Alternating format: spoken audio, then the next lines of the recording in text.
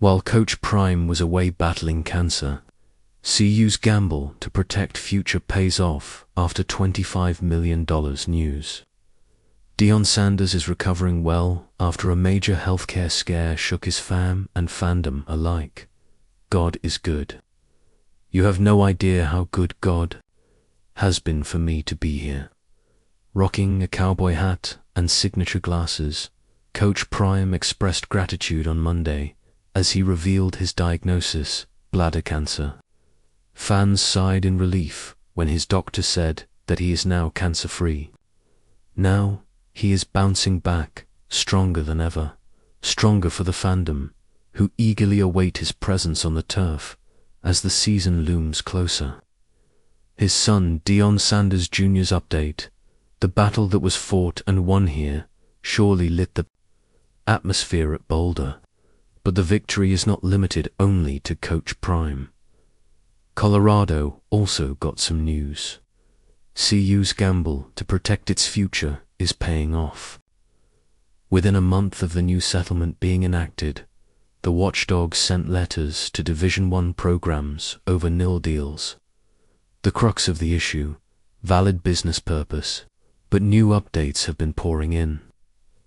On Thursday, July 31st, the College Sports Commission CSC launched new guidelines related to NIL deals. The CSC is in the process of reviewing deals that were not cleared under the standard articulated in the prior guidance and will clear deals consistent with this revised guidance. The memorandum stated, earlier this month, the CSC rejected the NIL deals in which players receive money from collectives that were created just to pay the athlete and are not meant for greater public service. The CSC's for-profit inquiry focuses on whether the sale of goods or services is for profit and not whether the entity is operating at a profit or a loss at any given time, it further stated. And here comes the part that has Colorado officials overridden with joy. In addition, an associated entity or individual can serve as a marketing agent, matching student athletes with businesses offering NIL opportunities. Well, while Sir Prime was away battling cancer off the turf, the University of Colorado Athletics announced its latest groundbreaking venture, CU Nil Collective, The Arch, which will help collaborate with local businesses and student athletes over nil deals. The nil factor has gained momentum this year. Enter 2025. Judge Claudia Wilken announced the verdict in the House settlement, allowing players to benefit and get a piece of the cash pie. It's the first time Colorado will share its revenue with student athletes.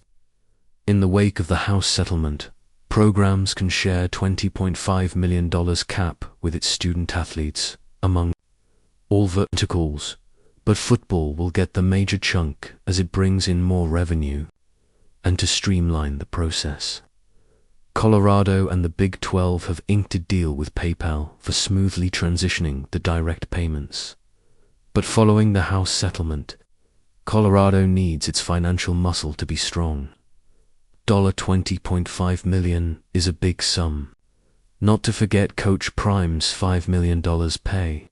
A total of $25.5 million to come up with.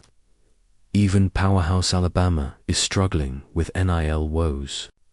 So, taking note of the recent events, the university has decided to do away with natural grass at Folsom Field ahead of the 2025 season. Yes, they've been playing on natural grass since 1999, over 26 seasons. But now, they have more salaries to pay. So, turning to artificial grass is what they will do. But there's more to that. Folsom Field's artificial turf will be used for more than as a football field. To churn in more revenue, the university can host musical concerts during off weeks without damaging the turf. As you guys know, with the way college sports are changing, they've got to come up with money to pay the players. And frankly, they've got to come up with money to pay Coach Prime. Colorado insider Brian Howell told 365 sports.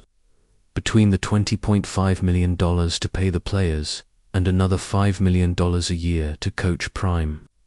That's $25 million a year CU's never had to pay before. Well, this is not the first time the Buffs will play on artificial turf. From 1971 to 1998, they had artificial turf. Even clinching the 1990 National Championship trophy, Watts, Colorado. University's new NIL collective, the Archer side, from student athletes raking in money from revenue share. They can ink deals with third parties, as well as was the case before. So, to embrace and streamline the process, CU Athletic Director Rick George announced the latest NIL initiative, called The Arch. In these changing times in collegiate athletics, we've examined a number of different ways CU can remain an industry leader, particularly in name, image, and likeness, NIL, which is going to be an essential key to our success. So, what's the deal? Well, let's say you are a Buff fan and also own a business, and want to connect with your favorite athlete. The Arch is your platform.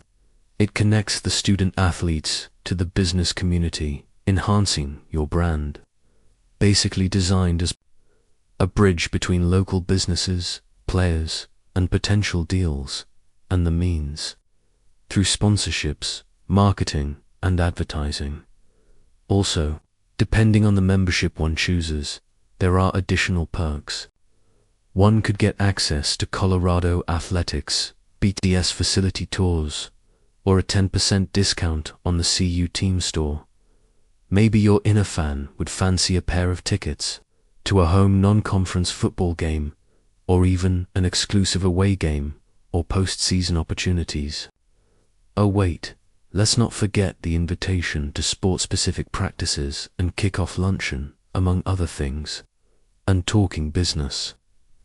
Well, up to 250,000 run of site impressions, shared space on game programs, and more, upscaling the visibility of your brand. But, this venture is not just a great collaboration with local businesses.